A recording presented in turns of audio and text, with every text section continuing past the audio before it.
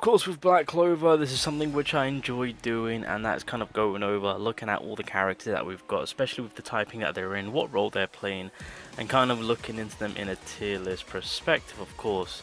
Now, obviously, I don't think so. Season 4, Season 5, after Season 5, nothing has been added from what I can see, so that's why we've got Yuno and Langris just chilling there, so we can place them in. Oh, damn, Veto and Poizar in the A rank. Interesting. Okay, so we've got Yuno. I'm also going to be putting in Fana and Witch King in here, and then Witch Queen. And then what I will do, if things need to be switched up from how they are when we initially actually get them, because of course we're going to be judging off from what we've seen on paper, then we'll change it up if need be. But if there isn't an updated video, then I think it's fair to say that they're comfortable in the spot that they're in. So I would say, from me personally, Season 4 and onwards, I was pretty on and off. I mean, I wasn't there completely for Season 4, No, I wasn't there at the end of practically for anything for Season 5. But yeah, Season 4 and onwards, of course, it was a pretty dark time for myself, not obviously being that switched on for Black Clover. Obviously, I do have the Season 4 characters and whatnot, so like, for Goleon, I mean, he's fine. I mean, well, he's being a Fire DOT supporter now. That's kind of his role. Who was the other one? Jack is up here. Charmy's fine. I feel like with Jack, because he's... I might be off, I might be wrong in saying this, but my playtime with Jack wasn't the best. Like, I genuinely do believe he's S tier material, not double S. But maybe I'm missing. I do like the extra attack he also has. Something similar to what the Green Fana will be having, but I feel like Charmy should also be SS for PvE. I mean, well, she is for PvP, so fair play on that one. But even with PvE, interesting. Okay, well, for the most part, everything seems fairly decent. So I guess we can start placing characters on where they need to be.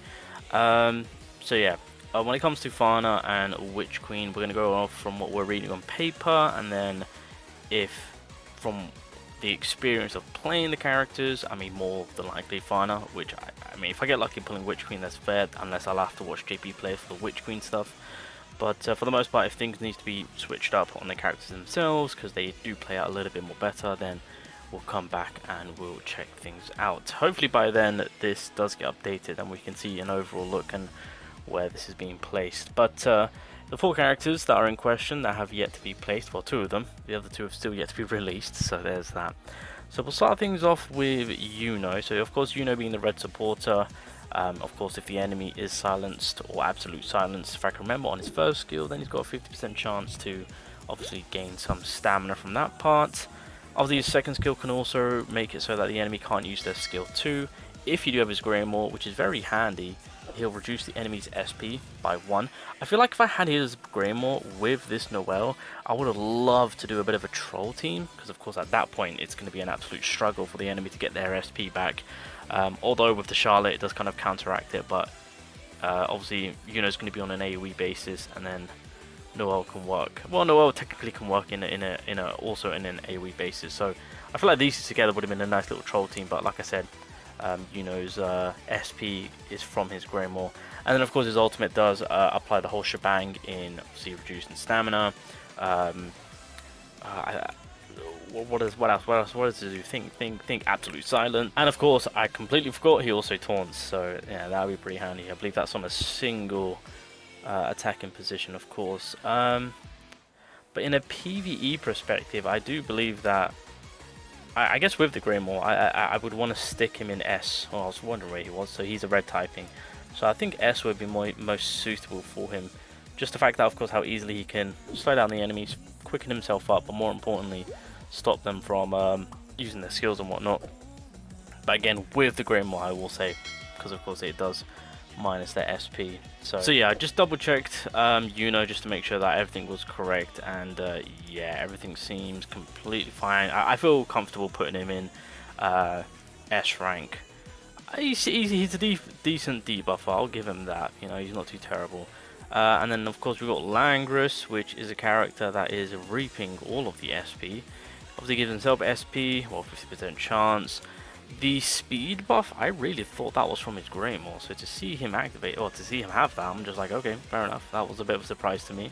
But again, he has taken away 2 SP from one of your allies. Jesus Christ, one of your allies, of course. And then, of course, the ultimate is completely stacked up with, what was it, stopping them from recovering, able to give him a debuff blocker. Your whole team's reaping, doing more damage on type advantage characters, and then of course I believe that's physical strength recovery amount reduction. Again, that's being applied onto an enemy. So there's a lot there's a lot being put on the table. I guess the key thing about this Langris is how quickly he is getting his ultimate, especially with the speed buff that he's getting. So this is a bit of a tough one. He might also be S, to be honest. I might want to put him in S, boys. Because I think what I want to do, because if I put him in S, I want to put Fana. Oh, there we go. I want to put Fana in SS. That's kind of where my mindset is at right now. Knowing to what's to come, I feel like Fana is going to be a huge pickup. And I feel like she might overtake the role of just being that aggressor, you know? But there will be uses in the recovery side of things to, if need to be stopped, that Langris will make his way in. But I think Fana might be the hot pick, and I do believe that she is going to very well be the #1 green attacker. That, you know, I'm just putting that out there.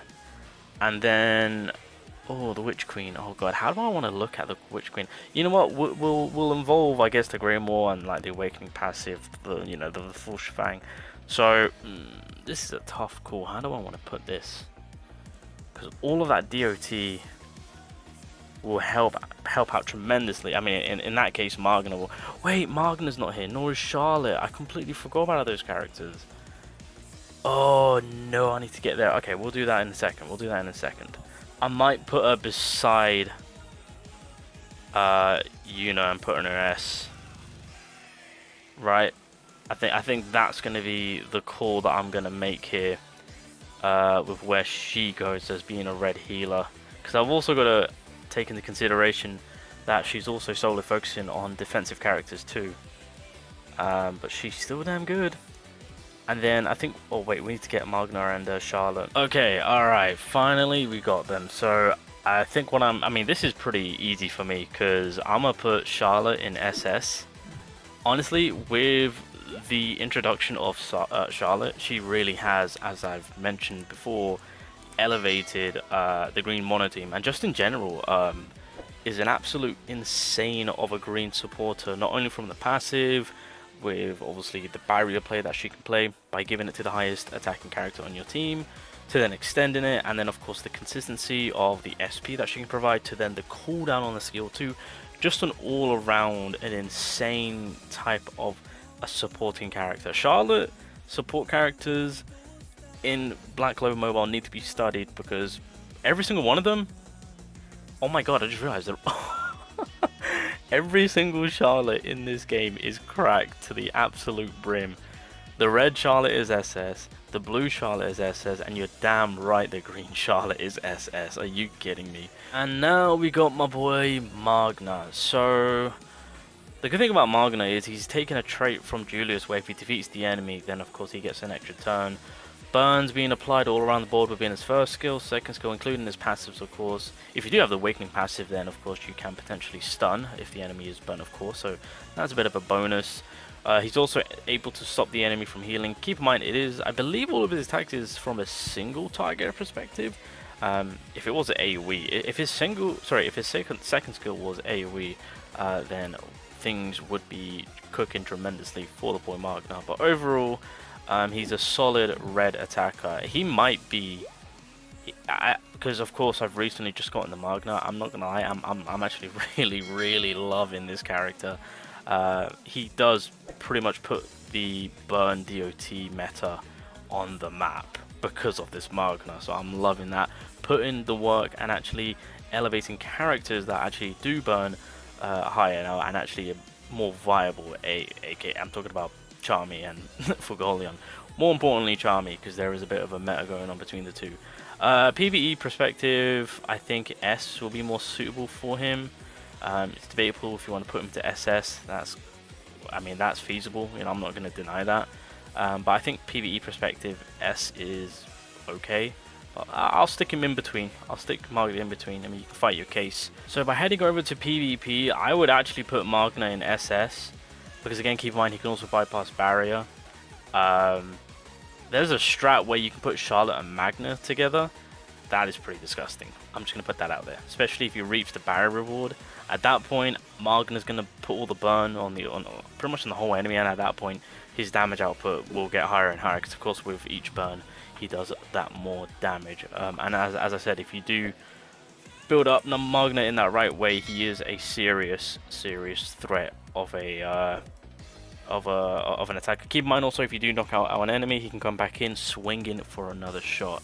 And as I've mentioned, yeah, his damage output is pretty disgusting. Again, if you do have the Grimoire also, if you have his Awakening passive, stuns are also going to be available. This man is just going to be in a nuisance of a character. So Magna is being placed in SS. When it comes to Charlotte, she's staying in SS. I'm sorry, she's too damn good of a character. Fana, I'm going to keep her in SS because, as I've mentioned, she comes across as a bit of a steroid version of the blue Fana in the sense of the extra attack. I truly do believe that she might be the maybe the highest attacking green DPS character. We'll have to wait and see on that one, but from what we're reading on paper, she does come across pretty insane. I'm comfortable leaving Langris in S. I think S for PvP is completely fine. I mean, I did go on PvP with him. Yeah, he wasn't too bad, I will say. He wasn't too bad. Again, the consistency of the ultimate, but I think S is going to be suitable for him. I think Yuno with the Grimoire will also stay in S. That drop of the SP, and I mean, he was pretty much of a 50-50 character for me when it came to getting the debuffs to be applied. I mean, because I did do a video on it. My RNG luck was pretty horrendous. He can completely nullify a single target, which is very nice. Yeah, I think we'll leave him there. I really want to do a video with him and the Halloween Noel, but I need his Grimoire. But I think with where things are right now, and also keep in mind what the meta is, which is obviously the blue typing just completely taken over as per usual, even though green typing are slowly making their comeback. I'm going to keep him in S, and then the last character in question will be the Witch Queen. Red healer, defending the defensive type, does a lot of DOT going on, which of course will benefit set characters. Mainly right now it will be more to benefit the burn characters, since burn has got Magna reaping off the reward of the enemy being burned. Obviously, if you do have the Awakening passive, continuous damage will work in favor for your allies getting heals. You got lifesteal coming into play, of course, so that's something to take note of. You know what? I'm gonna say this right now. I feel like this Witch Queen with like Mars. I mean, even Radis too, but I feel like her and Mars together is gonna be a bit of a problem, because in order to get through Mars, I feel like we will have to get rid of the Witch Queen, because Mars at that point, that man is already absorbing a nuclear explosion, right? Mars can absorb so much, and I feel like with a setup, because of course you also got to keep in mind that the taunts from this man is going to be super annoying too. But at that point, yeah, I feel like the Witch Queen and him is just going to be picture perfect. Same with Radis. I can't even forget about that man too. I think it's the Awakening passive that you need to then reap off the taunt. That will make things even worse, of course.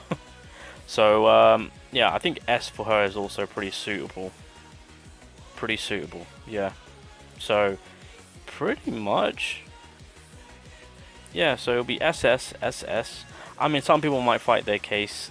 I mean, yeah, Fana is going to be a 50-50 one, because we don't know if we need to drop her down. Because we don't know what the percentage is, and her attacking power will be basic stats too. So for right now, I'm just potentially jumping the gun a little bit with Fana, because she could quite easily get dropped down to S in PvP mark. I feel like PvE mark, she might stay in SS. Charlotte stay in SS regardless. Langris, I'm comfortable putting in SS. So same with Yuno. Magna, again, you can fight your case, but I think PvE will be S, and then PvP will be SS. And then Witch Queen is just one of the ones that I'm 50-50 on, because I need to see her in action. Just before I forget, you guys, there is a brand new tweet out right now. It came out 2 hours ago, but I saw it like the minute it came out. There is a tweet right here where you have to follow this account, of course, share or retweet the post, which is, I assume, this main post right here with the video playing, with the music. And what will happen is 40 random winners will be announced on December 10th to win 1,000 crystals. Now, for a multi, it's 1,200, but still, having 1,000, it helps out well, it'll help out a lot, actually. Because all you need at that point is an extra 200, which you can quite easily get, to be honest. And then, boom, you guys have a multi. So, if you guys do want a chance on getting 1k added straight onto your global account, make sure to retweet this post. Oh, also, wait, retweet or share this post with a comment and add the hashtags. There you go. So yeah, on this post right here, don't do it on this, do it on the main video one. I'll leave the link down below so you guys don't get confused.